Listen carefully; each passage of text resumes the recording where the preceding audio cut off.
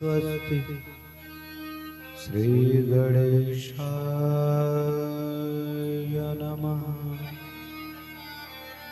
हरि ओम। स्वस्ति श्री सरस्वत्यै नमः। स्वस्ति श्री वेद पुरुषाय नमः। हरि ओम। स्वस्ति श्री हनुमते नमः। हरि ओम। स्वस्ति श्री सतगुरुदेव चरण कमलेभ्यो नमः। स्वस्ति श्री माता पितृदेव चरण कमलेभ्यो नमः। जय जय श्री राधे श्याम। जय जय श्री राधे श्याम। वर्णानामर्थसंघानां रसानां छन्दसामपि मंगलानां च कर्तारो वन्दे वाणी विनायको।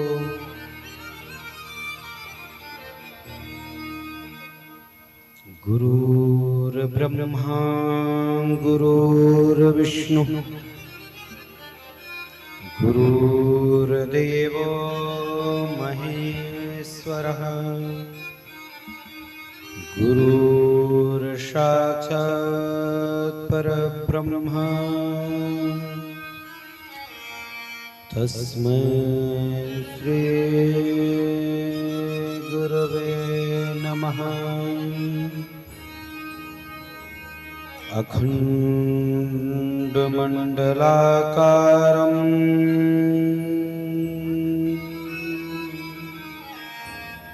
व्याप्तं येन चराचरं तत्पदं दर्शितं येन तस्मै श्री गुरवे नमः। नारदतुल्यवेदं जितेन्द्रियं बुद्धिमतां वरिष्ठं वातात्मजं मानरयोत्तमुख्यं श्रीरामदूतं शरणं प्रपद्ये।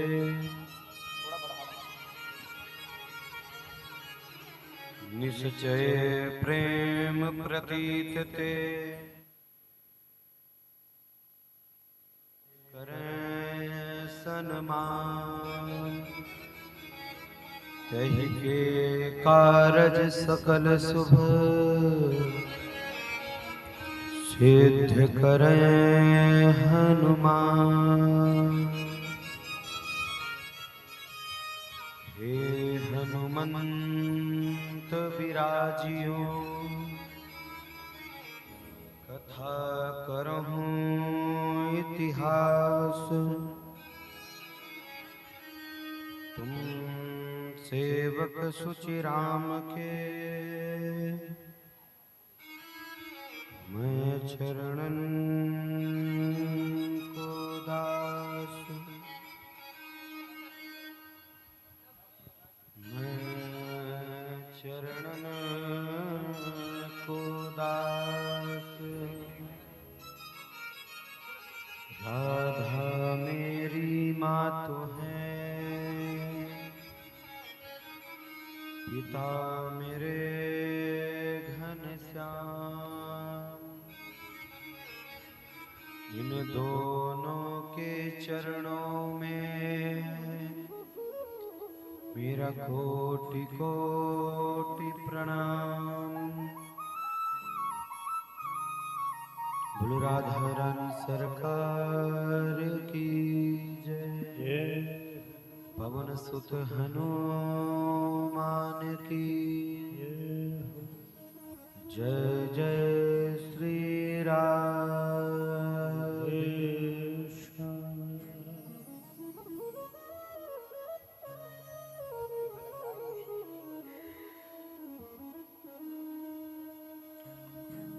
कल आप सभी लोगों ने बड़े भावपूर्वक पंचम दिवस की कथा को श्रवण किया और श्रीमद् भागवत कथा महापुराण सुन के अपने जीवन को कृतार्थ किया। महाराज आज कथा का षष्ठम दिवस है, छठवां दिवस है। आप सभी लोग ज्यादा से ज्यादा संख्या में आके कथा को श्रवण करें, कथा का रसपान करें। महाराज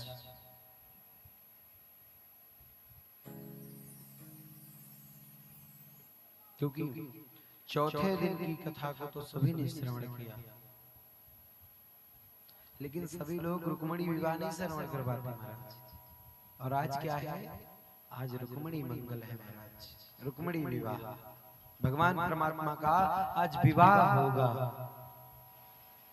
सो इसीलिए सभी लोग ज्यादा से ज्यादा संख्या में आवें और कथा को श्रवण करें।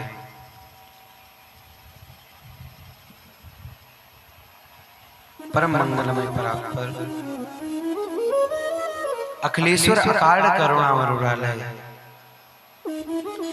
भक्त वांछा कल्पतरु भगवान श्याम सुंदर नंद जी के लाडले मां यशोदा जी के प्राण प्रिय गोपियों के हृदय में निवास करने वाले बाल कृष्ण लाल की दिव्य मांगमय प्रतिमूर्ति श्रीमद् भागवत महापुराण, जो परमहंसों की पावन संहिता है महाराज। ऐसी रसमयी कथा का आज आपके क्षेत्र, आपके ग्राम अजयनऊ में षष्ठम दिवस है। कौन सा दिवस है? षष्ठम दिवस, छठवां दिन है आज। कहते हैं मेघ के समान जिनका सांवला सलोना रूप है, कमल की पंखुड़ियों के समान जिनके सुंदर सुंदर नयन,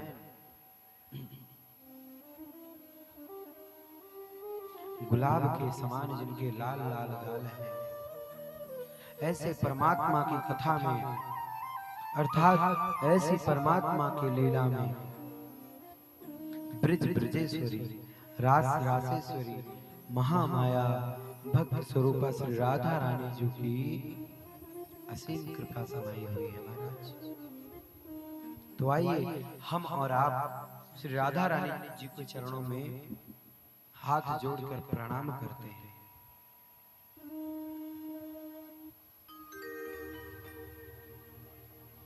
महाराज इस कलयुग में जहां भगवान की कथाओं का वर्णन होता है, प्रभु के चरित्रों का वर्णन होता है, प्रभु चरित्र सुनबे को रसिया, प्रभु के चरित्रों को सुनने के रसिकों श्री हनुमान जी महाराज वहां अवश्य विराजते हैं। तो आइए श्रोताओं में मर्मज्ञ श्री हनुमान जी महाराज को भी हम प्रणाम करते हैं।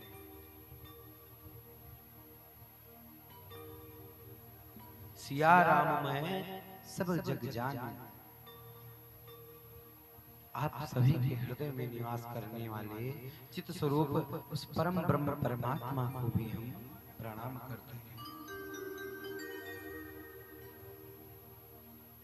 महाराज कल हमने और आपने सभी लोगों ने गोवर्धन पूजा किया, परमात्मा ने भी किया, हमने भी किया महाराज। आज हम भगवान परमात्मा के दिव्य दिव्य लीलाओं को श्रवण करेंगे, रास का श्रवण करेंगे, महारास का श्रवण करेंगे महाराज।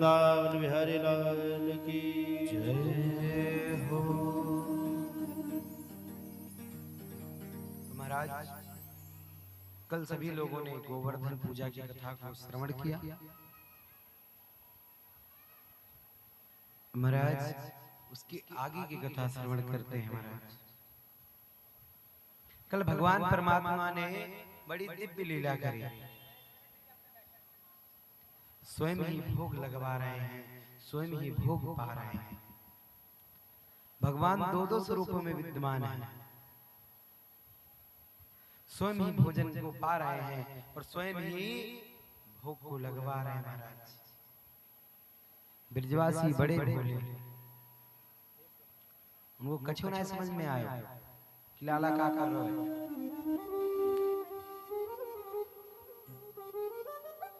उसके बाद महाराज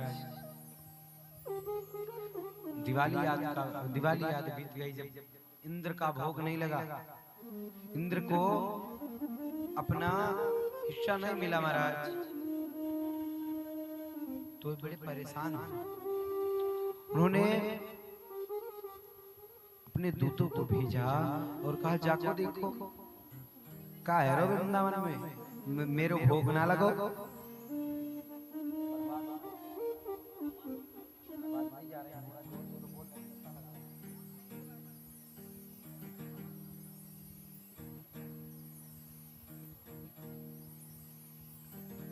तो महाराज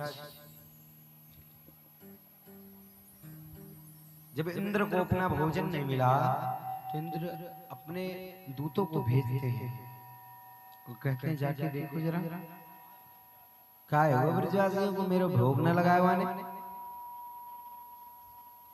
इंद्र के भाई दूत आए और उन्होंने देखा और जाके इंद्र से कहने लगे महाराज उधर किसी और का ही भोग लग रहा है, उधर किसी और का ही भोग लग रहा है महाराज, आपका तो पत्ता कट गया वहां से। बोले कैसे? बोले वो नंद को लाला है ना कृष्ण, वहां ने पूरे ब्रजवासियों पे न जाने का कर दियो है। सबरे ब्रजवासी वाकी पूजा करने लग गए, वाके कहने थे गोवर्धन की पूजा करने लग गए महाराज। और जे बार अगर उनने गोवर्धन की करी है तो जी जाहिर सी बात है कि हर बार उन्हीं की करेंगे। जे सब अब हर बार गोवर्धन की पूजा करेंगे महाराज। बोले अच्छा ये तो सच में पत्ता कट गया हमारा। उन्होंने मेघों को भेजा और कहा जाओ जाके ब्रजधाम में इतना बारिश करो कि पूरा ब्रजधाम जलमग्न हो जाए महाराज। अब महाराज बादल आए और ब्रजमंडल में बारिश करना शुरू कर देते हैं महाराज। जब बारिश होने लगी, बादल जोर जोर से गरजने लगे। अब सब ब्रजवासी भागे भागे भगवान परमात्मा के पास आते हैं। लाला जी इतनी जोर की बारिश का है रही, अब का है गो? अब तुम डूब जाएंगे, जाते बचने के का उपाय बताओ कि ना? जासे बचने का उपाय है? भगवान परमात्मा कहते हैं कि जिसको मैंने भोजन करवाया, जिसको हम सबने भोजन करवाया है, वही भगवान हमारी रक्षा करेगा। भगवान परमात्मा पूरे ब्रजवासियों को लेकर गोवर्धन पहुंच गए और ब्रजवासियों से कहते हैं आप सभी लोग हाथ जोड़कर आंख बंद करो, भगवान परमात्मा से प्रार्थना करो, गिरिराज जी से प्रार्थना करो महाराज। पूरे ब्रजवासी हाथ जोड़कर भगवान परमात्मा से प्रार्थना करने लगते हैं। कह रहे प्रभु कुछ उपाय तो बताओ, हम कैसे बचेंगे इस बार?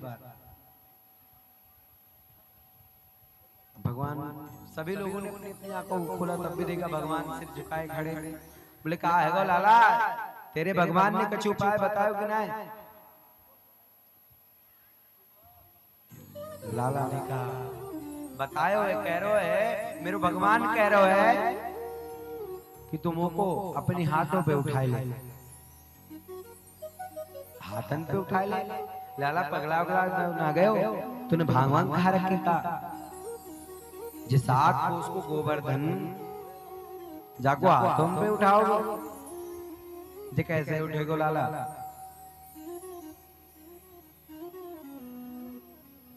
भगवान कहते हैं जाने उठावे को कहो है तो जे भी बताएगो कैसे उठेगो, उठावे को उपाय भी बताएगो जे कि कैसे उठेगो। भगवान फिर अपने नेत्रों को बंद करते हैं और गोवर्धन गिरधारी जी से प्रार्थना करते हैं। उसके बाद कहते हैं जे कह रहे हो कि अपने भार हल्के कर लेगो, मोको सबरे ब्रजवासी मिलके उठाओ, मैं अपना भार हल्का कर लूंगा महाराज।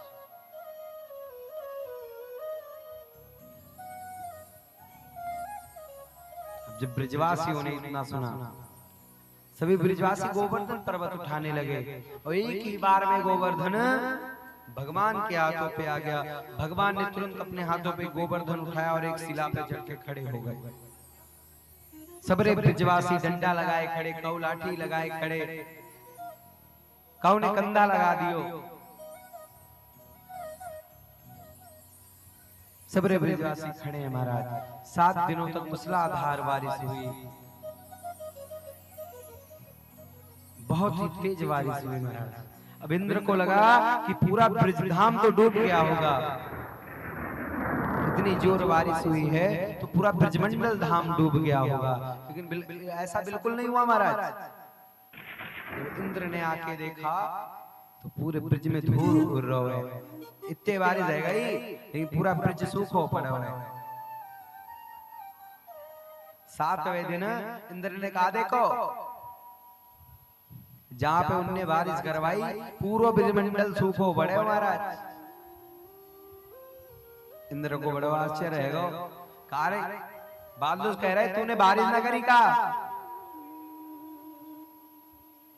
खरे परमात्मा 7 दिनों से बारिश ही तो कर रहे, जे वृंदावन तो सूखो पड़ा हुआ है, जामे तो जेना लग रहोगी बारिश ही है।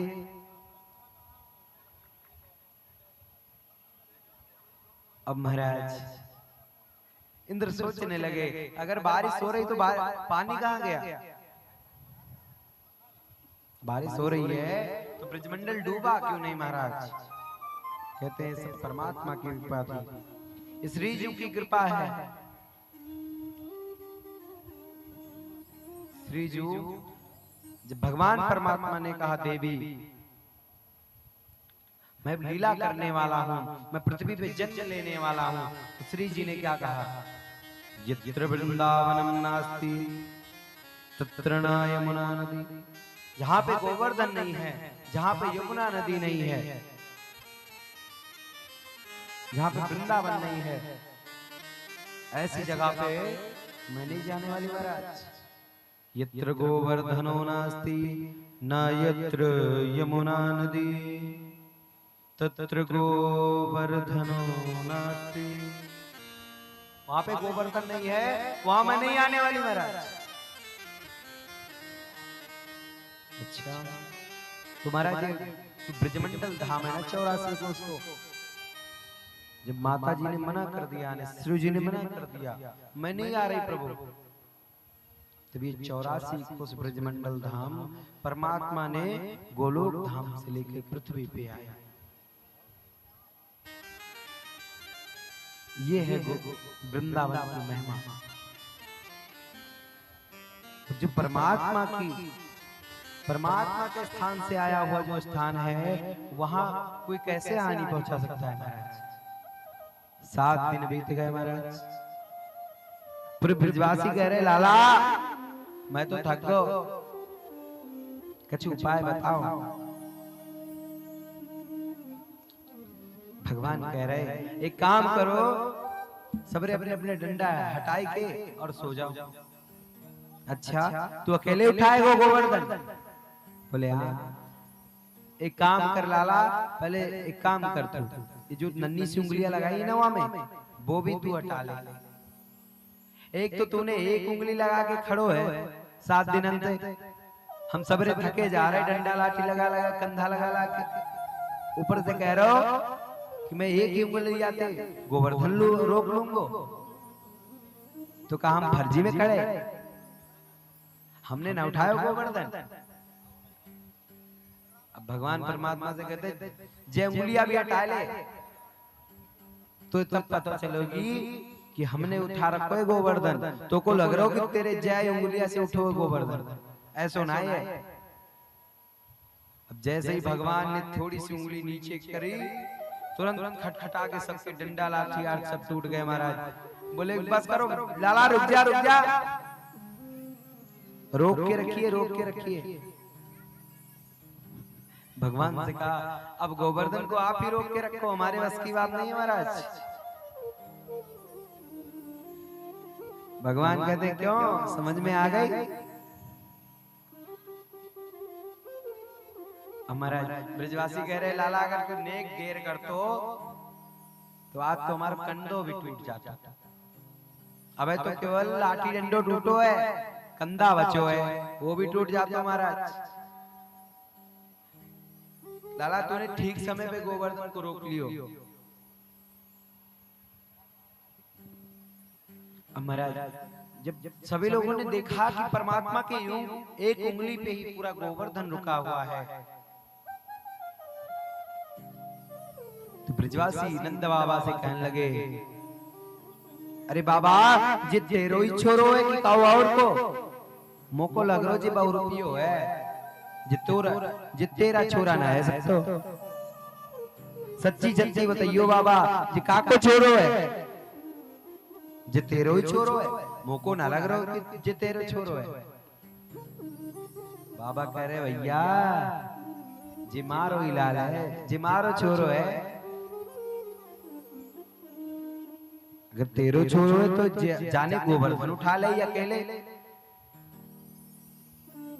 जाए। गोवर्धन को पूरे ब्रजवासी मिलके ना उठाए पाए, बाको यानी एक ही उंगलियां तो उठाए ले, उंगलियां भी नहीं लगाई महाराज। ब्रजवासी अपना अपना भाव बताते हैं, कह रहे लाला ने तो उंगली भी ना लगाई, बाकी नख पे रुको है गोवर्धन।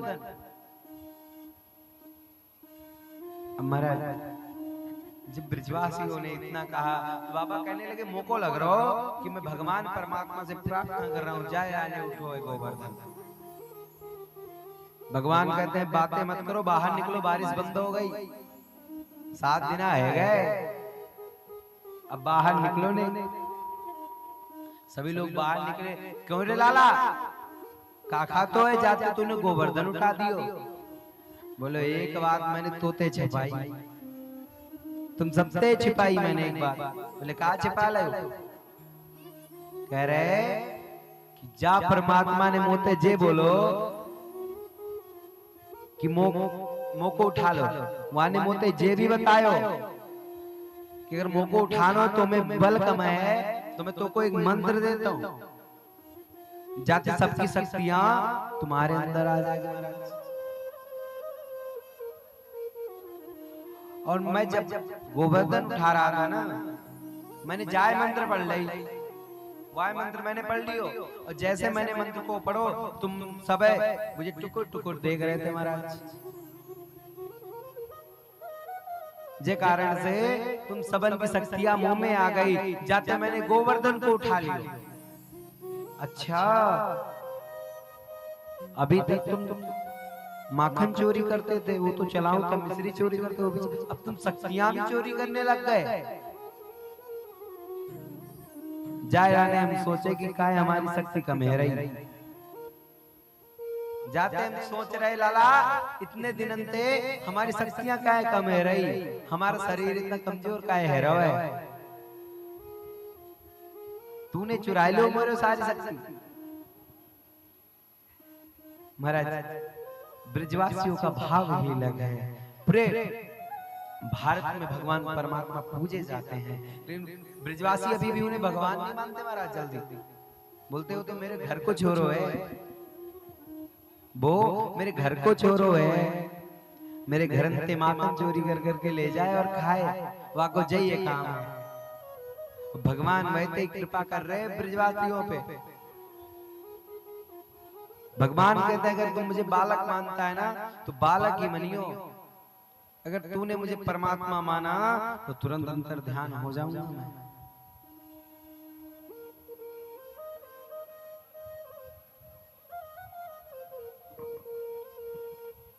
इसीलिए अगर भगवान को आप भक्त मानते हो तो भक्त मानो, अगर चेला मानते हो चेला मानो, गुरु मानते हो गुरु मानो, पिता मानते हो पिता मानो, पुत्र मानते हो तो पुत्र ही मानो महाराज। जैसे ही आप भाव चेंज करोगे भगवान तुरंत छोड़ के चले जाएंगे।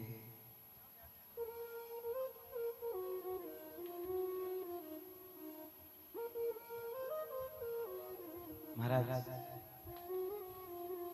परमात्मा को जो वृंदावन वाले ना अपने अपने भाव से बता रहे, अलग ही भाव निकाल ले। सबको तो लग रहा है कि भगवान ने गोवर्धन को अपने उंगलियां पे उठाई, लेकिन वृंदावन वाले क्या कह रहे, ब्रजवासी क्या कह रहे, जाने तो मेरे हिस्सों को माखन खा लाई, चाय लाने आने गोवर्धन को उठा लियो। कछु विद्यार्थी कुछ ब्रजवासी कह रहे कि ना ना ना ये बात नहीं, जाने सच बोलो है, उस देवता ने या को कछु मंत्र दियो तो जाके लाने आने, जैसे आने मेरी सारी शक्तियां चोरी कर ली। और ये हमारी शक्तियों के भरोसे गोवर्धन को इसने उठाया है। और महाराज गर्ग संहिता का सब, गर्ग संहिता का ये जो है लाइनें हैं, कहते हैं गर्ग संहिता में लिखा है कि वहां पे श्री जी की कृपा थी, राधा रानी की कृपा थी। जिस पत्थर पे भगवान परमात्मा खड़े होकर उन्होंने गोवर्धन को उठा रखा था, उसी पत्थर के बगल में श्री जी बैठी हैं, जिनकी हाथ की कृपा है भगवान परमात्मा से, जिसकी वजह पे भगवान ने गोवर्धन को अपने हाथों से उठा लिया। महाराज ये है ब्रजवासी, ये गर्ग संहिता का विषय है। इतना ही नहीं, कुछ ब्रजवासी तो ये कह रहे हैं कि जरूर तेरो लाला जो है ना जादूगर है, यानी कछु ना कछु तो जादू कियो है। महाराज पूरे ब्रजवासी अपना अपना भाव निकाल रहे, क्योंकि ब्रजवासियों ने कभी भगवान को परमात्मा नहीं माना। जब तक भगवान साथ में रहे कभी परमात्मा नहीं माना। एक बार भगवान परमात्मा अपने ग्वाल बाल के संग खेल रहे थे। ग्वाल बाल कहते हैं क्यों कृष्ण तू भगवान है? भगवान कहते हैं नहीं तो। बोले हाँ, तू इतने बड़े बड़े काम करे, तूने गोवर्धन उठा लियो, तूने अगासुर को मार दियो, तूने 6 दिन में पूतना मौसी को मार दियो, मोह लगे तू भगवान है। काहे कि भगवान ही नाक के फन पे डांस कर सकते हैं, दूसरा कोई नहीं कर सकता। महाराज ब्रजवासी कह रहे हैं काहे कि भगवान ही केवल करें नाक के फन पे नृत्य, कौ दूसरे ना कर सकते। एक काम कर, अगर तू भगवान है ना तो मोको अपना बैकुंठ दिखा के ला। भगवान कहते हैं अच्छा ले हाँ। भगवान कहते देख मैं जय जय हूं, मैं जय जय हूं, हे मधुमंगल हे सुदामा आओ देखो मैं जय जय हूं। बोले मैं तुम्हें जय जय तभी मानूंगा जब तू मुझे अपना वैकुंठ दिखाएगा। जब तक तू अपना वैकुंठ मुझे नहीं दिखाएगा, सुन कृष्ण, मैं तुम्हें जय जय नहीं मानूंगा। बोले अच्छा, जितने लोगों को वैकुंठ चलना है सभी लोग तैयार हो जाए।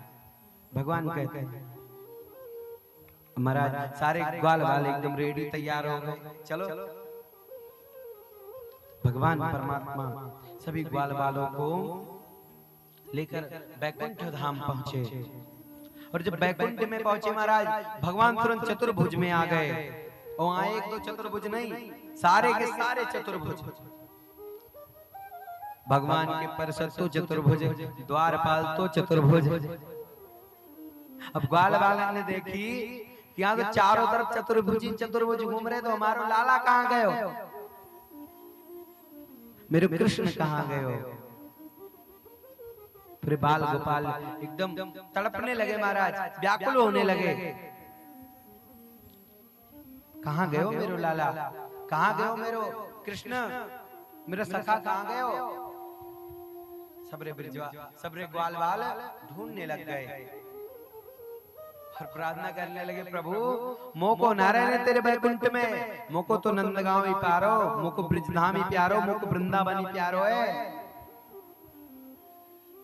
मोको तो वृंदावन में ही रहना है और गोवर्धन पे गैया चरानी वाय मोही पसंद है, जे मेरे को बैकुंठ ना है पसंद, मोको यहाँ से जल्दी लेके वृंदावन चल। कन्हैया तू कहाँ गया, निक जल्दी कर, मोको लेके वृंदावन चल, जहाँ पे मैं बिल्कुल ना रहूं। परमात्मा ने कहा क्यों, क्या हुआ, तुम्हें तो बैकुंठ में रहना था, रहो बैकुंठ में। बोले हे कन्हैया मोको ना रहना इधर, मोको जल्दी से वृंदावन लेके चलो।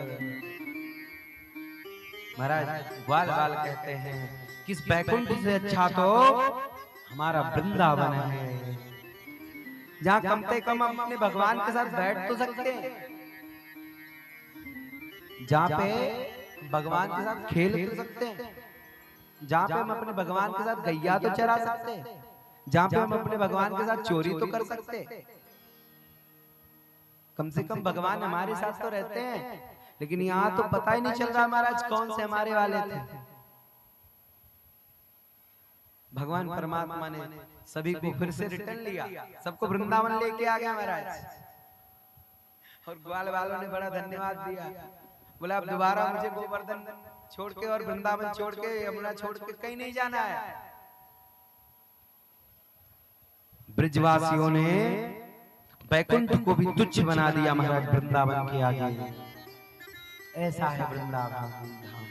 कहते हैं श्यामा हृदय कमल सो प्रगट्यो, श्यामा हृदय कमल सो प्रगट्यो। ये बड़ा सुंदर स्वभाव, हम सभी श्रवण करें।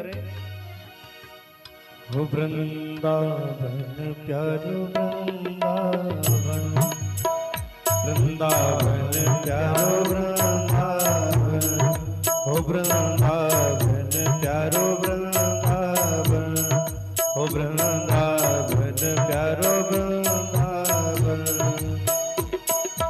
हो श्यामा हृदय कमल सो प्रगट्यो, श्यामा हृदय कमल सो प्रगट्यो,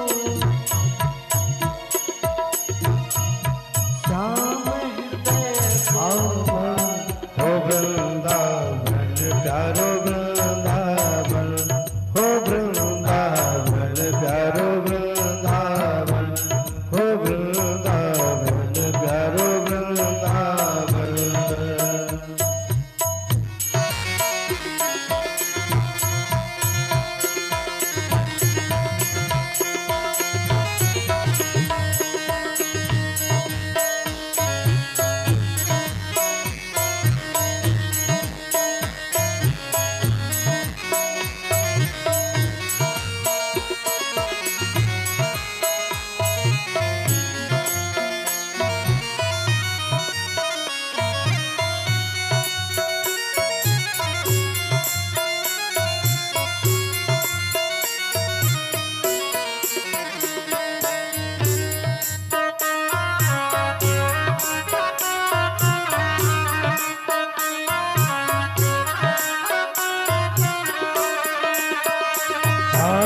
सब सुख सागर रूप उजागर रहे वृंदावन धाम रो, सब सुख सागर रूप उजागर रहे वृंदावन धाम।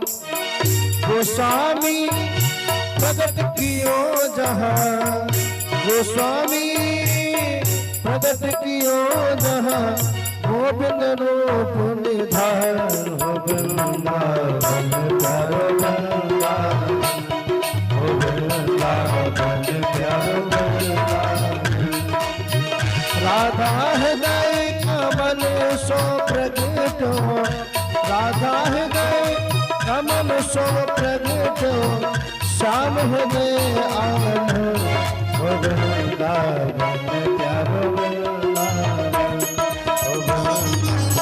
हो वृंदावन प्यारो वृंदावन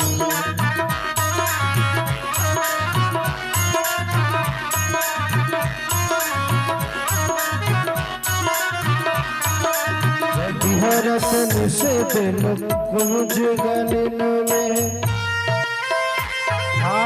ब्रज जन मन सुख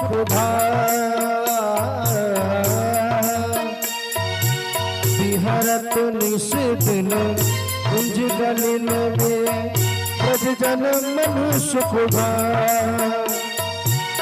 मदन मोहन को रूप निरखी के मदन मोहन को रूप निरखी के सनातन बन के जाओ वृंदावन प्यारो वृंदावन वृंदावन प्यारो वृंदावन वृंदावन प्यारो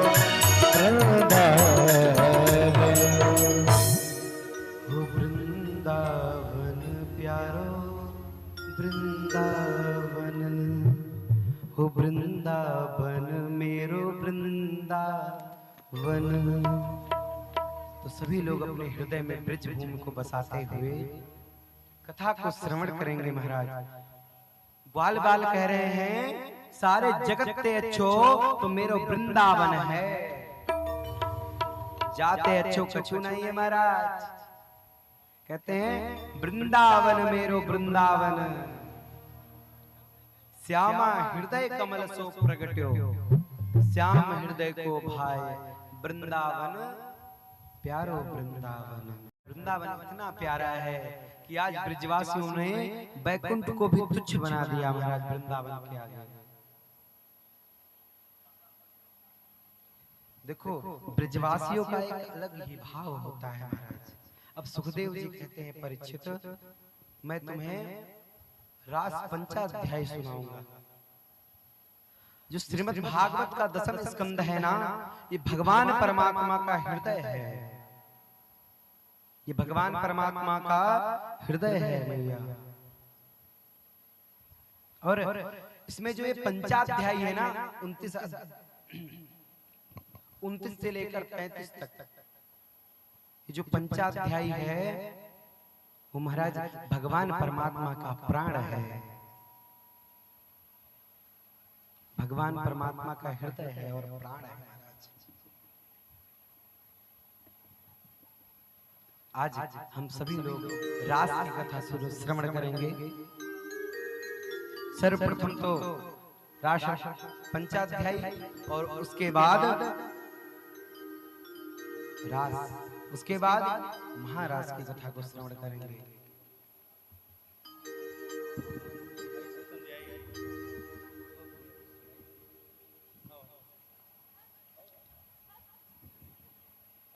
तो पहले सभी लोग पूरा पूरा हाथ उठाएंगे और बोलेंगे क्या? पूरा पूरा हाथ उठाएंगे सभी लोग, पीछे तक सभी लोग पूरा पूरा हाथ उठाएंगे और बोलेंगे क्या? राधे राधे। महाराज रास और रस में बहुत अंतर है। रस का मतलब है, रस का मतलब क्या है? हम भगवान की सेवा करें, ठाकुर जी को वस्त्र पहनाएं, ठाकुर जी का स्नान करवाएं, ठाकुर जी के कपड़े बदलवाएं, ठाकुर जी का भोग लगाएं, आदि आदि जो हम भगवत सेवा करें उसे रस कहते हैं महाराज। और रास किसे कहते हैं महाराज? रास उसे कहते हैं जो परमात्मा हमारी सेवा करे। जब परमात्मा हमारी सेवा करने लग जाए तो उसे महाराज रास कहते हैं। यही भिन्नता है रस और रास में।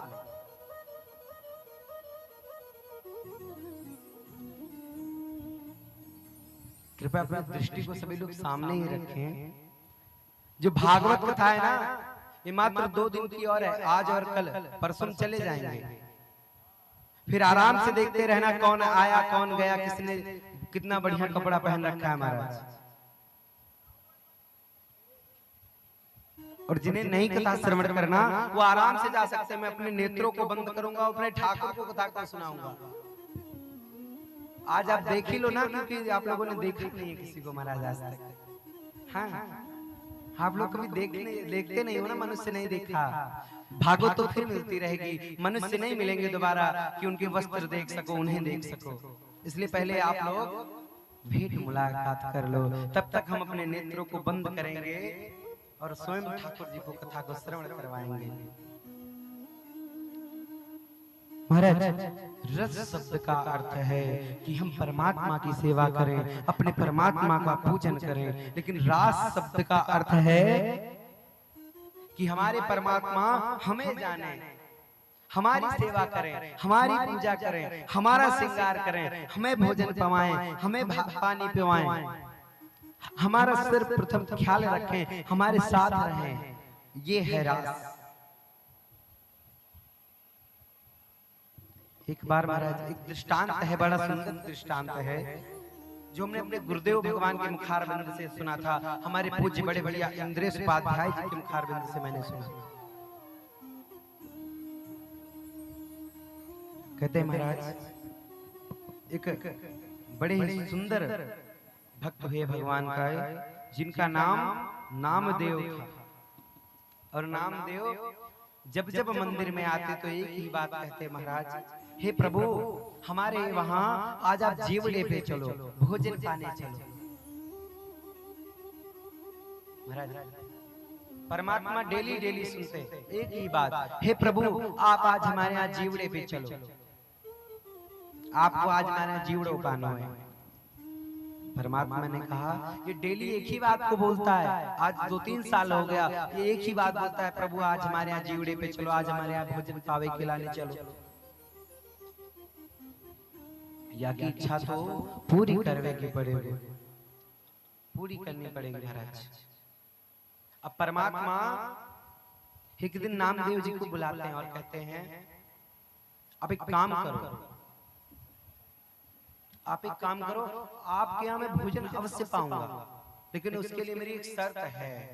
बोले क्या शर्त है महाराज? परमात्मा से कह रहे हैं नामदेव जी, क्या शर्त है बताइए प्रभु। कहते हैं मेरी एक शर्त है, मैं आपके यहाँ भोजन पाने अवश्य जाऊंगा, लेकिन मेरी जो शर्त है यह है कि आप मेरी जगह ऐसे करके खड़े रहोगे।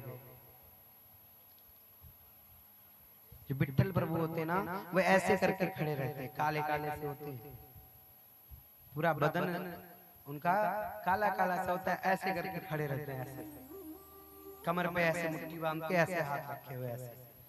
बोले आज मेरी जगह तुम्हें खड़ा होना पड़ेगा। तो बोले फिर प्रभु मैं क्या करूं, कैसे आऊंगा, पुजारी तो मार के भगा देगा।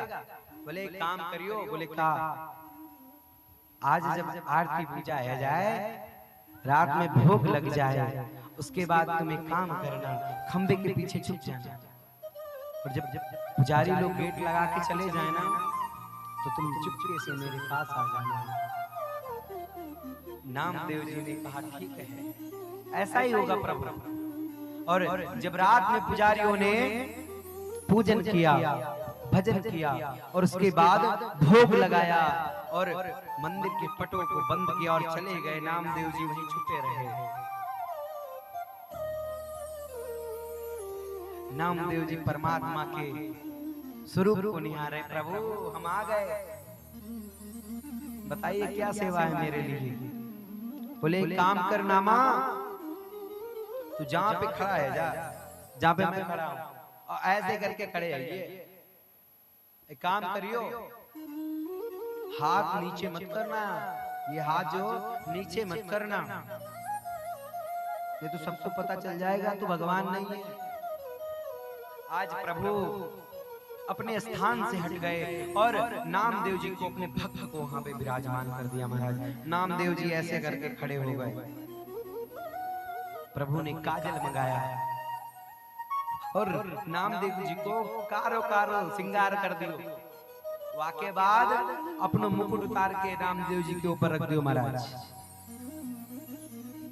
और नामदेव जी से बोले काम करना। बोले क्या?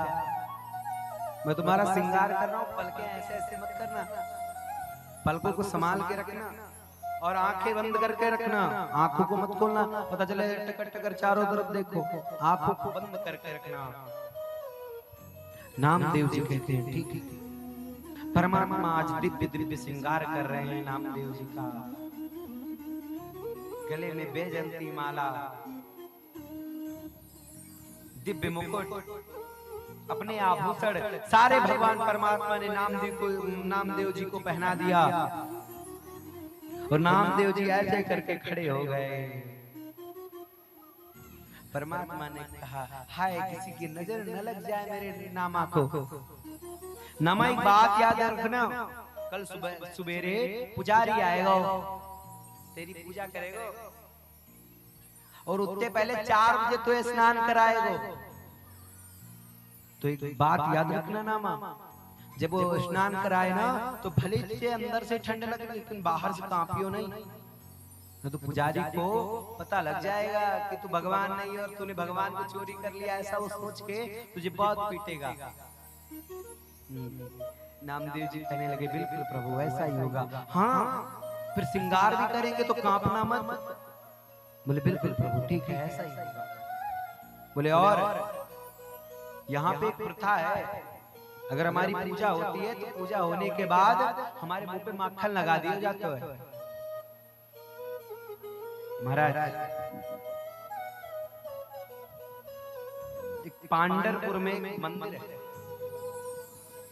पांडरपुर में एक मंदिर है जहाँ पे भगवान विट्ठल भगवान को ऐसे खड़ा कर दिया गया है। उनका जब पूजन होता है ना सुबह सुबह, अपने यहाँ जैसे आरती भोग आदि होता है वैसे वहाँ भोग आरती होने के बाद विट्ठल के मुंह पे इतना माखन लगा दिया जाता है महाराज। तो भगवान नामा को समझा रहे हैं, नामदेव जी को समझा रहे हैं कि काम करियो, अगर तेरे मुंह पे मक्खन लगाया जाए ना तो उसे खाना मत, उसको बिल्कुल मत खाना। पता चले तुम्हारा मन कर जाए खिलाओ मक्खन को खाते हैं और तुम खा लो, ऐसा मत करियो, मक्खन को पाना नहीं। अगर कोई मक्खन चढ़ावे तो आपको पइयो ना है, मुंह पे लगे दे रही हो, मुंह पे लगा रहे लेकिन पाना नहीं।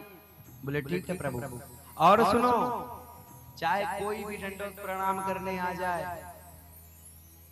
लेकिन तुम बिल्कुल मत छुप के आशीर्वाद दियो, आशीर्वाद मत देना। तुम जैसे खड़े हो ऐसे ही खड़े रहियो, जैसे झुके पुजारी को पता लग जाएगी महाराज और तुरंत वो पीटने लगेंगे, पीट के निकाल देंगे, ऊपर से शिकायत भी कर देंगे कि तुमने भगवान परमात्मा को चोरी कर लिया। उन्हें थोड़ी पता चलेगा कि भगवान ने आपको यहाँ पे खड़ा किया है। बोले ठीक है प्रभु। अच्छा हाँ आखिरी बात तो मैं भूल गया। बोले क्या हुआ प्रभु, अब क्या हुआ? बोले अगर कोई भक्त आए और तुमसे प्रार्थना करे मुझे ये चाहिए, मुझे वो चाहिए, मुझे ये चाहिए, मुझे ये दिक्कत है ये दूर कर दो, मुझे ये पीड़ा है ये दूर कर दो, तुम ऐसा बिल्कुल मत करना, केवल तुम सुनते रहना, ना हिलना ना डोलना। बोले प्रभु ऐसा क्यों ना दे हम किसी को कुछ? बोले देख नामा, अगर तूने कुछ दिया ना तो विधि का विधान बदल जाएगा, इसलिए कुछ देना मत, मैं सब देख लूंगा। जो विधि के विधान में लिखा है वही होना है ना माँ, इसलिए तू कुछ मत देना, बाद में आके मैं सब देख लूंगा। आज भगवान विट्ठल, आज विट्ठल भगवान नामा को, अपने भक्त को अपने स्थान पर बिठाकर उसके घर पे भोजन पाने को जाते हैं महाराज। हाँ कितना सुंदर स्वभाव है हमारे भगवान का, कितना सरल स्वभाव है हमारे परमात्मा का। थोड़ी थोड़ी बातों से हमारे परमात्मा रीझ जाते हैं।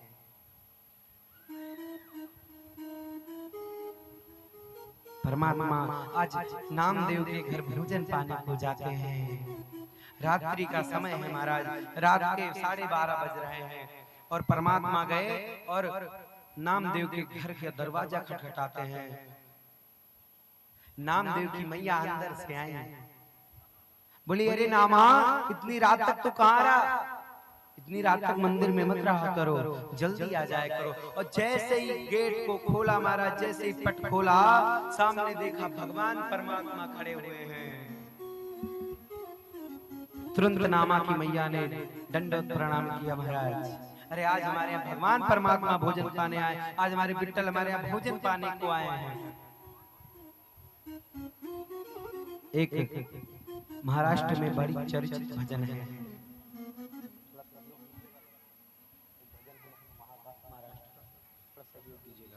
एक महाराष्ट्र का बड़ा चर्चित भजन है। कहते हैं अरे विठ्ठल माझा माझा माझा माझा माझा, विठ्ठल माझा माझा माझा माझा माझा, विठ्ठल माझा माझा माझा माझा माझा, विठ्ठल माझा माझा माझा माझा माझा, विठ्ठल माझा माझा माझा माझा, विठ्ठल माझा माझा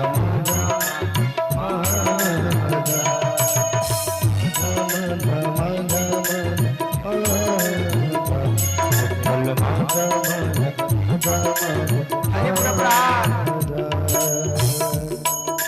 ओ विठ्ठल माझा माझा माझा माझा माझा, विठ्ठल माझा माझा माझा माझा माझा,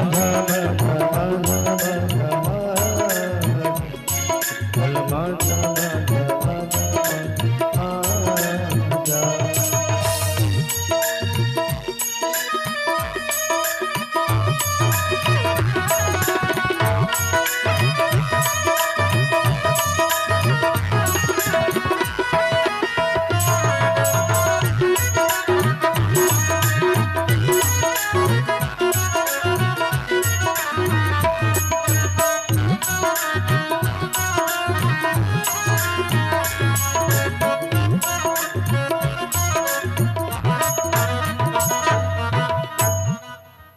क्या कह रहे हैं?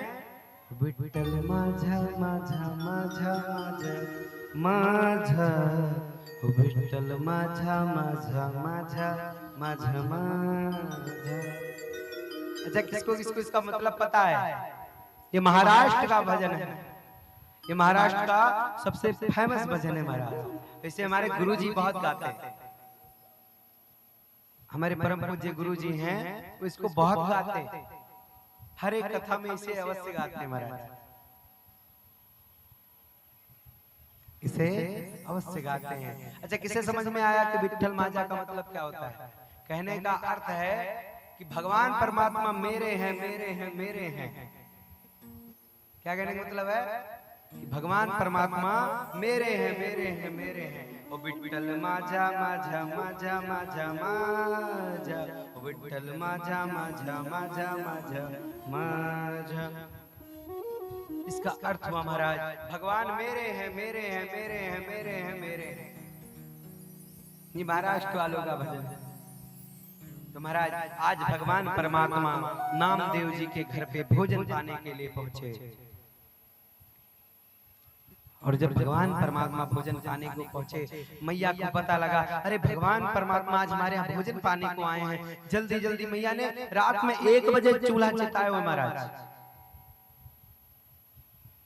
1 बजे रात में अग्नि चिताई महाराज, और भोजन बनाने लगी महाराज। परमात्मा के लिए आज मैया भिन्न भिन्न प्रकार के भोजन बना रही हैं। वो दही बड़े, रसमलाई, कचौड़ी, पकौड़ी, समोसा, जलेबी, दिव्य दिव्य प्रकार के व्यंजन बन रहे हैं महाराज। और महाराज ऐसे वैसे भोजन नहीं पवाया, स्वयं भी बिट्टल के पास बैठ गई और अपने हाथों से अपने बिट्टल को भोजन करवाने लगी महाराज। और भगवान बड़े प्रेम से पा रहे हैं, वाह आनंद आ गया। अब महाराज भोजन पाते पाते महाराज भगवान के कितने बज गए? 4 बज गए। और जैसे ही 4 बजे उधर घंटी बजने लगी, टन टन टन। जैसे ही घंटी बजी महाराज भगवान कहते मैया नेक जल्दी करियो। मैया बोली का है गो, कहीं और जानो है का? बोली ना मुझको कहीं जानो ना है, मुझको किसी को देखनो है। आज भगवान अपने भक्त का दर्शन करना चाहते हैं महाराज। भगवान मन में विचार कर रहे हैं कि डेली मैं तो सबको दर्शन देता ही देता हूँ, आज मैं अपने भक्त का दर्शन करके देखता हूँ कि वो कैसा लगता है। अरे धन्य है हमारे परमात्मा जो अपने भक्त के दर्शन के लिए जाते हैं। महाराज परमात्मा नामदेव जी की मैया से कहते मैया एक काम कर, काली कमली लेके आ। मैया काली कमली लेके आती हैं। भगवान परमात्मा ने अपना सारा आभूषण उतार दिया और पूरा वेशभूषा चेंज करके काली कमली से अपने मुख को ढक लिया महाराज। वो पहले से कारे कारे ऊपर से कारी कमरू डाल ली, वो दिख भी नहीं रहे महाराज। भगवान परमात्मा से इसे दिख भी नहीं रहे हैं। परमात्मा जल्दी जल्दी मंदिर की तरफ गए और अपने भक्त का दर्शन आज भगवान कर रहे हैं। अरे देखो तो मेरा नामा कैसे लग रहा है। भगवान ने देखा और नजर उतारने लगे, अरे मेरे नामा को किसी की नजर ना लग जाए। आज भगवान अपने भक्त का दर्शन कर रहे हैं महाराज। और जैसे ही सभी लोग भगवान को दंडवत करने गए, भगवान परमात्मा स्वयं भी दंडवत करने के लिए जाते हैं। अब नामदेव जी को आभास हुआ कि परमात्मा आ गए और मन ही मन विचार कर रहे हैं कहीं ऐसा ना हो कि प्रभु आके हमारे चरणों को छू ले। महाराज हुआ भी कुछ ऐसा, भगवान ने एक परिक्रमा करी और आके चरणों को छू लिया। जैसे ही चरणों को छुआ महाराज नामदेव जी की आंखों से आंसू गिरने लगे। धन्य है मेरे परमात्मा, धन्य है मेरे स्वामी जो आज अपने भक्त के चरणों को छू रहे हैं, जो आज अपने भक्त के चरणों को छू रहे हैं महाराज। नामदेव जी ने परमात्मा की तरफ देखा और कहने लगे प्रभु ये कौन सी लीला है। प्रभु भी मजाक कर रहे हैं आज, परमात्मा आज मजाक कर रहे हैं नामदेव जी से। ए नामा चुपचाप खड़ा रहे, चुपचाप खड़ा रहे, नहीं अभी चुटकी काट के भाग जाऊंगा। महाराज नामदेव जी से आज परमात्मा क्या कह रहे हैं, चुपचाप खड़े रहो नहीं तो अभी मैं चुटकी काट के भाग जाऊंगा। अरे नामदेव जी कह रहे हैं नहीं नहीं प्रभु ऐसा मत करना, बिल्कुल ऐसा मत करना, नहीं तो मैं पकड़ा जाऊंगा। और वो ये कोई नहीं समझेगा कि आपने मुझे यहाँ खड़ा किया, आप भगवान हो, आप कभी कोई नहीं पहचानेगा प्रभु। परमात्मा बार बार मजाक कर रहे हैं, गुदगुदी लगा दूं क्या? नामदेव जी कह रहे हैं रहने दो, ऐसा मत करना प्रभु, ऐसा मत करना। अरे नहीं नहीं नहीं ऐसा मत करना, ऐसे खड़े हैं ऐसे नहीं ऐसा मत करना, ऐसा मत करना। ऐसे हमारे परमात्मा, ऐसी हमारे परमात्मा की लीला महाराज, जो अपने भक्तों के साथ खेलने लगते हैं, अपने भक्तों के साथ लीला करने लगते हैं, अपने भक्तों के साथ घूमने लगते हैं, अपने भक्तों के साथ भोजन पाने लगते हैं, यहाँ तक कि अपने भक्तों को अपने जगह स्थान पे खड़ा करके उनका पूजन भी करने लगते हैं महाराज। ऐसे हमारे परमात्मा। कुछ भक्तों का भाव है यदि हमारे परमात्मा को किसी ने नजर भर के देख लिया तो हमारे परमात्मा उसी के हो जाते हैं महाराज। अगर कोई मेरे परमात्मा की नजर से नजर मिला लेना तो मेरे परमात्मा उसके साथ ही चल देते हैं महाराज, उसके प्रेम को देख कर। इसीलिए भक्त कहता है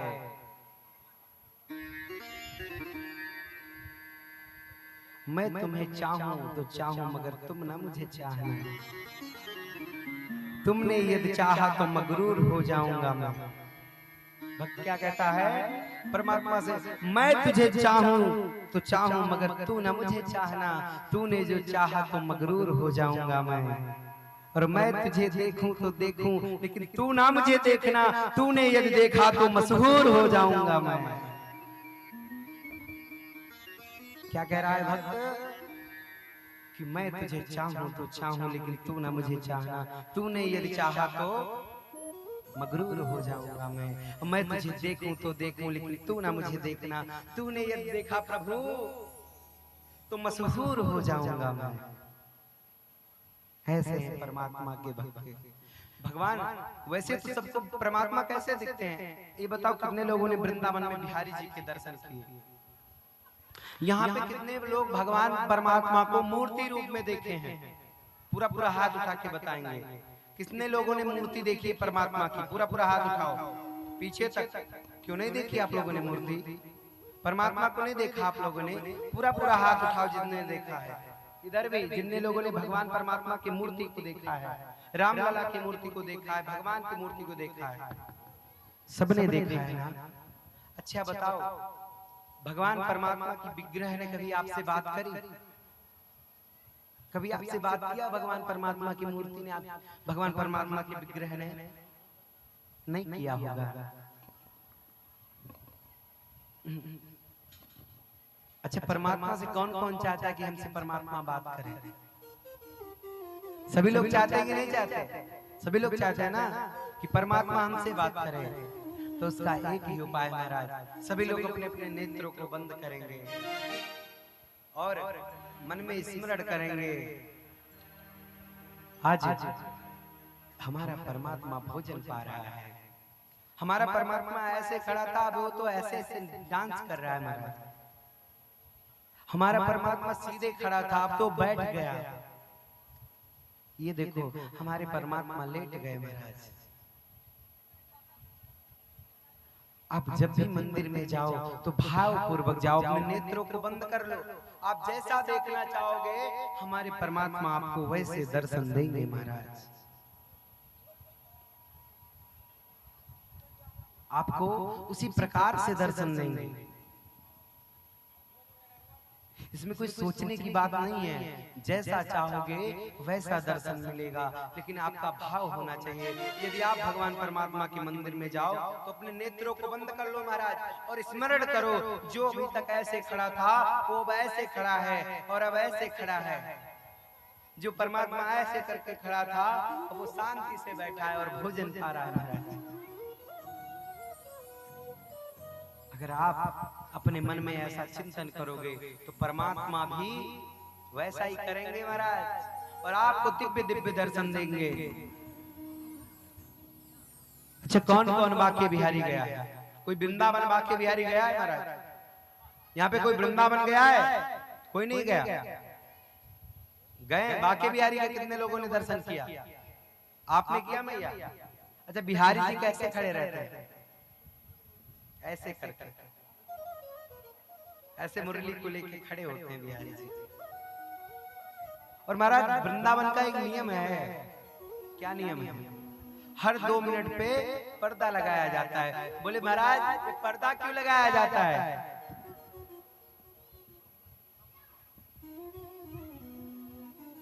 ये पर्दा क्यों लगाया जाता है महाराज? तो कहते हैं नहीं, नजर नहीं। कहते हैं अगर परमात्मा के सामने पर्दा ना लगाया जाए तो इतने भोले हैं, इतने प्यारे हैं, इतने परमात्मा हमारे अच्छे ना, इतने सरल है ना, अगर किसी भक्त ने उन्हें नजर भर के देख लिया महाराज तो भक्त के साथ ही चले जाते हैं। ऐसे हमारे परमात्मा। छोटी छोटी बातों पे हमारे परमात्मा रीझ जाते हैं महाराज। इसीलिए बांके बिहारी जी में बार बार पर्दा लगाया जाता है। हर 2 मिनट में इसलिए पर्दा लगाया जाता है महाराज। तो कहने का अर्थ है आप जैसे परमात्मा को देखोगे आपको परमात्मा वैसे ही दिखेगा महाराज। और आज हम किसकी कथा श्रवण करने वाले थे? सर्वप्रथम हम रास की। महाराज कुछ लोगों ने रास के बारे में बड़ी भिन्नता बताई है। कुछ लोगों के माइंड में रास को लेकर अलग ही कीड़ा चल रहा है। राज क्या है महाराज, महाराज क्या है महाराज, किसी को नहीं पता। बस पता है तो क्या, एक ही बात पता है, उन्हें लगता है कि रास में एक ही चीज होता है, और वो क्या होता है, नृत्य होता है महाराज। रास में बस केवल नृत्य होता है, लेकिन ऐसा बिल्कुल नहीं है महाराज। रास में तो बड़ी दिव्य दिव्य लीलाएं होती हैं। रास का अर्थ है महाराज कि भगवान परमात्मा हमारे चरणों की सेवा करें, हमारे अधरों को सजाएं, हमारे गले में बड़े बड़े अच्छे अच्छे पुष्पों की माला पहनाएं, हमारे कानों में कुंडल पहनाएं, हमारे मुखों को सजाएं, हमारे चरणों की सेवा करें, हमें अच्छे अच्छे वस्त्र पहनाएं। भगवान परमात्मा ने रास में ऐसा कुछ नहीं किया जो आजकल के लोग विचार कर रहे हैं। कुछ लोग कहते हैं कि आपके परमात्मा ने भी तो रास किया है महाराज। जब से एक गाना आ गया कि मैं करूं तो कैरेक्टर ढीला, वो करे तो रास लीला और मैं करूं तो कैरेक्टर ढीला, तो महाराज सबको यही लगता है कि परमात्मा हमारे छेड़खानी कर रहे थे। ऐसा कुछ नहीं है। आप उन्हें तुरंत उत्तर दिया करो कि ऐसा कुछ भी नहीं है, हमारे परमात्मा ऐसे नहीं थे। रास का मतलब कुछ और है महाराज। जो रास का असली मतलब है उसको निकालिए, ये फर्जी में ढोंग मत फैलाइए कि परमात्मा ये करते थे, परमात्मा वो करते थे। परमात्मा कुछ नहीं करते थे, और जो परमात्मा करते थे वो आपको नहीं पता, आप कर भी नहीं सकते हो। यदि हमारे परमात्मा रास करते थे ना, तो हमारे परमात्मा गोवर्धन भी उठाते थे। हमारे परमात्मा यदि मुरली बजाते थे तो हमारे परमात्मा को चक्र भी चलाना आता था महाराज। अगर हमारे परमात्मा दीनों का लाज रखते थे तो हमारे परमात्मा को दुष्टों का नाश करना भी आता था। बन पाओगे परमात्मा? बन पाओगे कोई परमात्मा? नहीं बन पाओगे महाराज। जो हमारे परमात्मा ने किया वो कोई दूसरा कर ही नहीं सकता है महाराज, वो कोई दूसरा बिल्कुल नहीं कर सकता। हमारे परमात्मा ने तो बड़ी दिव्य दिव्य लीलाओं को किया। अच्छा बताओ, महाराष्ट्र में जो रास में जो गोपियां थी ना, वो कौन थी? तो कहते हैं महाराज, जब भगवान श्री राम वन में आए तो दंडकारण्य वन के जो ऋषि महात्मा थे वो भगवान से मिलना चाहते थे, भगवान के दर्शन करना चाहते थे, लेकिन उनको दर्शन नहीं हो पाए। वो बड़े परेशान हुए और कहते हैं भगवान से मिलना है तो क्या करना चाहिए? पहले अगर छत पे चढ़ना है ना तो सीढ़ियों से चढ़ना होगा, डायरेक्ट नहीं चढ़ सकते हो। उसी प्रकार से यदि भगवान परमात्मा से मिलना है, हमारे प्रभु श्री रामचंद्र से मिलना है, मर्यादा पुरुषोत्तम भगवान राघवेंद्र सरकार से मिलना है, तो सबसे पहले उनसे मिलने का जो साधन है वो कौन है? हनुमान जी महाराज। संतों ने हनुमान जी से प्रार्थना करी, हे प्रभु, हे अंजनीय, हे वायुपुत्र, हे केसरी नंदन, मुझे प्रभु के दर्शन करने हैं। तब हनुमान जी महाराज कहते हैं,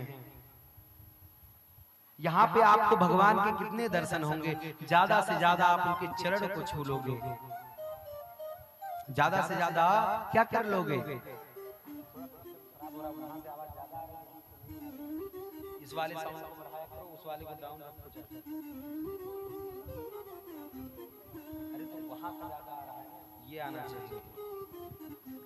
क्या करें महाराज? करें परमात्मा से यहाँ आप कितना मिल लोगे? ज्यादा से ज्यादा आप परमात्मा के चरणों को छू लोगे। लेकिन आप कुछ दिन इंतजार करो और इस अपने शरीर को त्यागो और ब्रज धाम में जन्म लो। वहां आपको परमात्मा अपने हृदय से लगा के रखेंगे। और कहते हैं गर्ग संहिता का विषय है महाराज, कहते हैं जब भगवान परमात्मा का जन्म हुआ ना तो सभी गोपियां, जो सभी संत थे ना, वो समझ गए मैं संत हूं और मैं भगवान परमात्मा से मिलने के लिए आया हूं। सभी गोपियां इंतजार कर रही हैं हमारे परमात्मा के अंदर कब भाव आएगा रास का, कब हमारे भगवान परमात्मा रास करेंगे महाराज। सभी गोपियां इंतजार कर रही हैं। अब महाराज भगवान परमात्मा 7.5 वर्ष के हो गए। कितने वर्ष के हो गए? 7.5 वर्ष के हो गए और अपने मुरली को बजाते हैं। अच्छा, मुरली कैसे बजाई जाती है पता है? भगवान परमात्मा ने आज बेड़ू को बजाया है, मुरली को नहीं बजाया। अच्छा महाराज, तो बेड़ू, मुरली और वंशी में अंतर क्या है? अच्छा, अंतर जानना है आपको तो महाराज सुनो। जो इधर को ऐसे झुक के भगवान परमात्मा बजाते हैं उसे मुरली कहते हैं। आपने देखा होगा, भाव खराब हो जाएंगे महाराज, ऐसे भाव खराब हो जाएंगे। जो परमात्मा एक इधर तरफ को ऐसे गला करके ऐसे बजाता है उसे क्या कहते हैं? हाथ परमात्मा के कहां पे हैं? भगवान परमात्मा के हाथ इधर है और गर्दन ऐसे। जो इस प्रकार से बजती है वो है मुरली। और महाराज जो ऐसे करके बजती है उसे क्या कहते हैं? जो इस प्रकार से बजती है उसे कहते हैं बंसी। और जो राधा जी की तरफ गले को झुका के परमात्मा और ऐसे खड़े होते हैं और बंसी को बजाते हैं उसे कहते हैं बेड़ू। मुरली क्यों बजाते हैं भगवान परमात्मा? मुरली क्यों बजाते हैं? मुरली बजाने का कारण है, भगवान मुरली को इसलिए बजाते हैं, मुरली जब ऐसे करके बजावें तो समझ जाओ वो आपको अपनी तरफ आकर्षित कर रहे हैं। लेकिन अगर वही भी बिहारी जी के विग्रह आपको सीधी करके दिखने लगे तो ये जान जाओ कि वो अपने पास आपको बुला रहे हैं। और यदि बिहारी जी की विग्रह को आपको दिखे और सबको तो सामान्य दिख रही कि ऐसे बज रहा है, अगर आपको लगे कि ऐसे बज रहा है तो समझ जाओ भगवान परमात्मा ने आपको अपना मान लिया। भगवान परमात्मा आप पे कृपा कर रहे हैं महाराज, वही तो रास है। भगवान ने आपको देखना शुरू किया, वही रास है महाराज। आज यमुना जी के किनारे खड़े होकर परमात्मा बंसी बजा रहे हैं।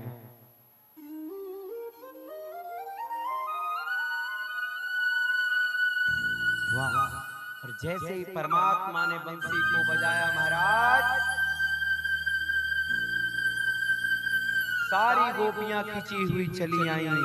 कछु ने तो अपने सारे कार्य छोड़ दिए घर के। कुछ गोपियां अपने पति को भोजन पवा रही थी महाराज, भोजन पवाना बंद कर दिया और वैसे का वैसे ही छोड़ के चल देती हैं महाराज। भगवान की बंसी मानो कह रही हो, अरे गोपियां आओ, अरे सखियां आओ, अरे सहचरियों आओ आओ हमारे पास आओ। यमुना जी की मंद मंद धारा कल कल कल कर कर बह रही है। पंछियां महाराज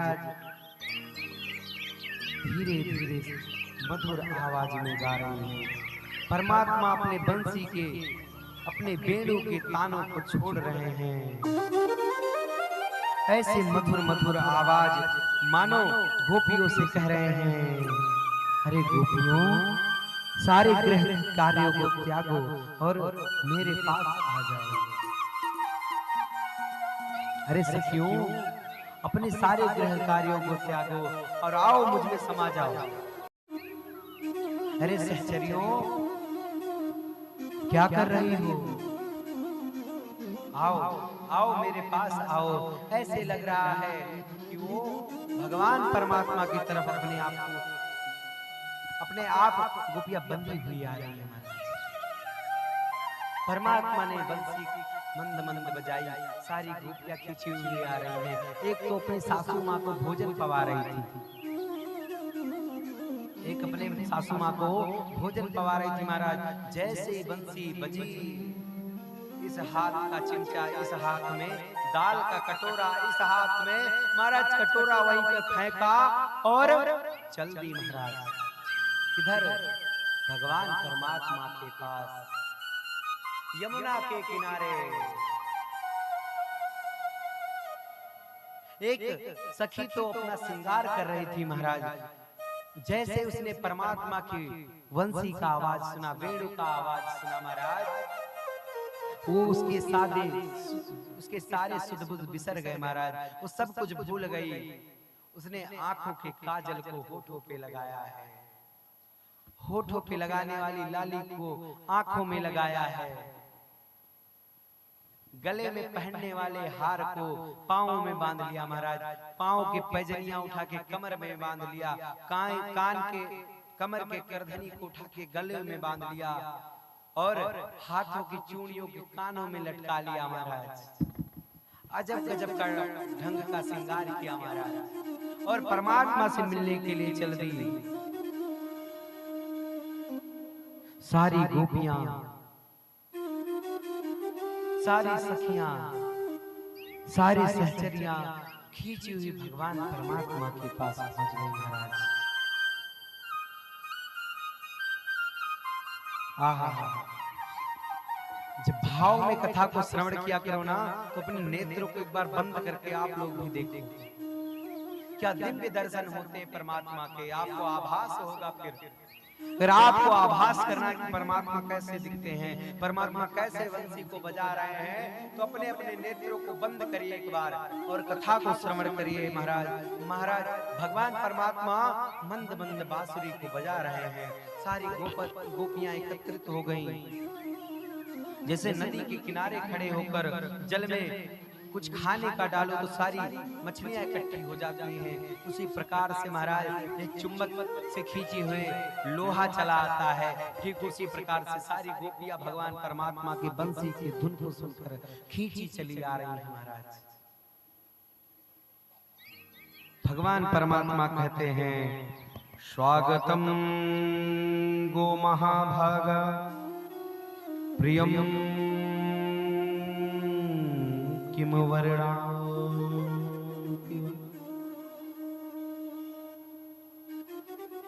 स्वागतम तु महाभागा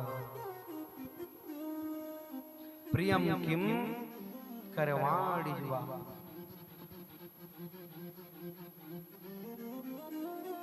आओ आओ गोपियों, आओ मेरे पास, तुम्हारा स्वागत है,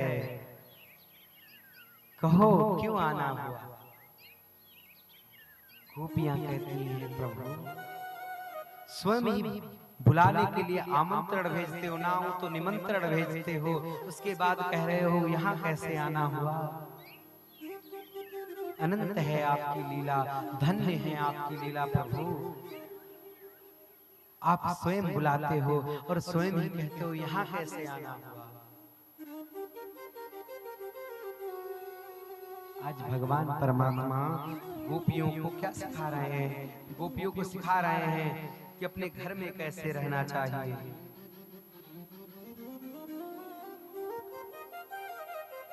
अपने पति से प्रेम कैसे करना चाहिए।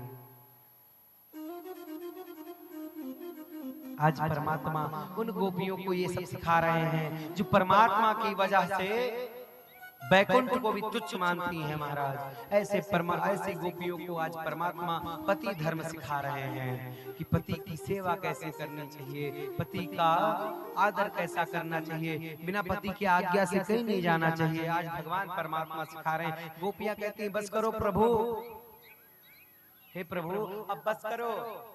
आप ही गीता में कहते हो कि सब कुछ त्याग दो और मेरे शरण में आ जाओ, उसके बाद आज मुझसे कह रहे हो कि वापस जाओ।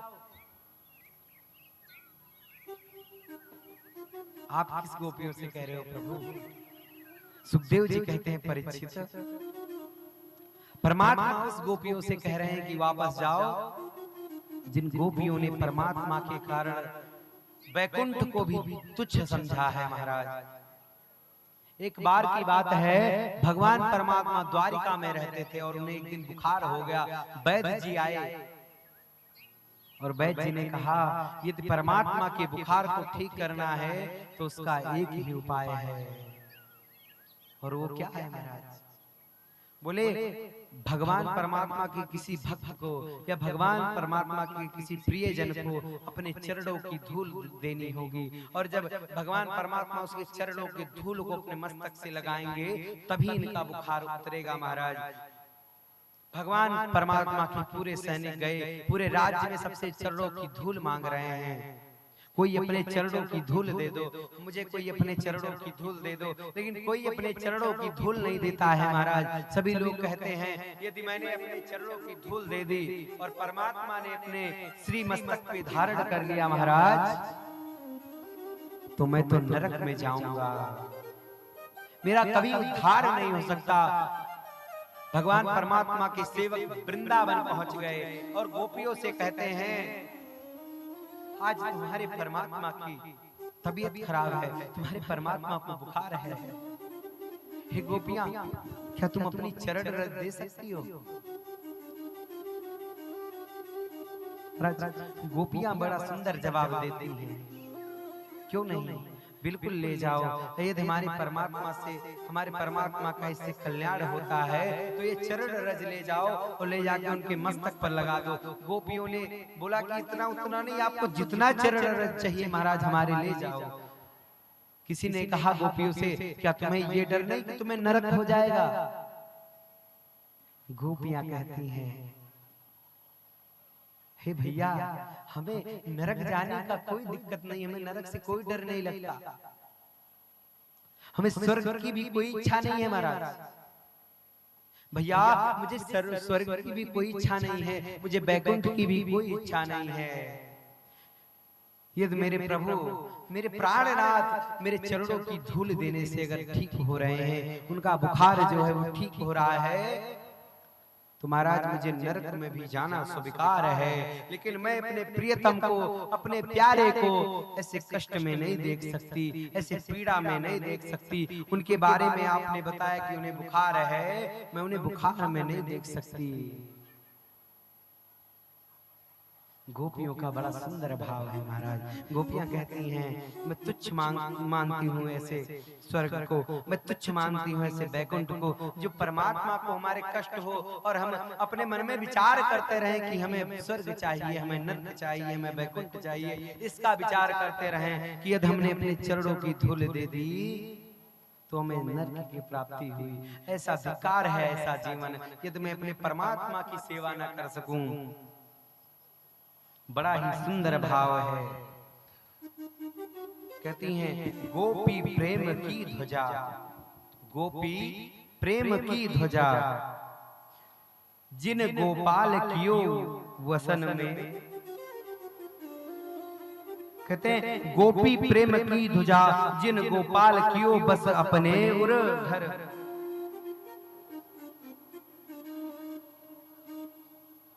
गोपी प्रेम की ध्वजा, बड़ी सुंदर लाइन है। इसको मैंने आज ही श्रवण किया था, आज मैंने इसका अध्ययन किया है मैंने। कहते हैं, गोपी प्रेम की ध्वजा, जिन गोपाल कियो वस में अपने उर धर श्याम भुजा। गोपी प्रेम ध्वजा, महाराज गोपियां जो हैं वो प्रेम की ध्वजा हैं महाराज, जिन्होंने पूरी दुनिया को अपने मन, अपने वश में करने वाले, पूरी दुनिया को अपने तरफ आकर्षित करने वाले भगवान परमात्मा को अपने वश में कर लिया महाराज। बड़ी सुंदर लाइन है। देशवासी कह रहे हैं, गोपी धन्य हो आप। परमात्मा कहने लगे, धन्य है हमारी गोपियां, जिन्होंने मेरे लिए नरक को भी तुच्छ बना दिया।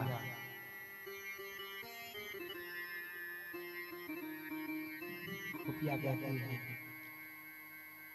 परमात्मा आज तुम मुझे उपदेश दे रहे हो कि मैं वापस जाऊं। एक बार आप ही कहते हो कि सब कुछ के मेरे शरण में आ जाओ, उसके बाद स्वयं ही कहते हो कि मुझसे दूर जाओ। हे प्राणनाथ, हे प्रियतम, मैं वापस तो चली जाऊंगी, लेकिन आप मेरा एक वस्तु है जो लौटा दो। आप मेरा वस्तु लौटा दोगे तो मैं वापस चली जाऊंगी प्रभु। परमात्मा कहते हैं, क्या लौटा दो? तो कहते हैं, आप मेरे मन को मुझे वापस कर दो, आप मेरे मन को अपने चरणों से हटा दो प्रभु, मैं आपको छोड़कर तुरंत यहाँ से चली जाऊंगी। परमात्मा कहते हैं, अरे गोपियों, मैं तो मजाक कर रहा था, मैं तो उपहास कर रहा था, मैं तो परिहास कर रहा था। मजाक में सब कह दिया कि वापस जाओ। भगवान समझ गए कि अपने चरणों से किसी के मन को हटाना ये आसान बात नहीं है प्रभु। बंधु, ये आसान बात नहीं कि परमात्मा किसी के ध्यान को, अगर कोई भक्त है भगवान का और परमात्मा के श्री चरणों का ध्यान करता है, परमात्मा के चरणों की सेवा करता है, तो परमात्मा चाह कर भी उसे अपने चरणों से दूर नहीं कहते।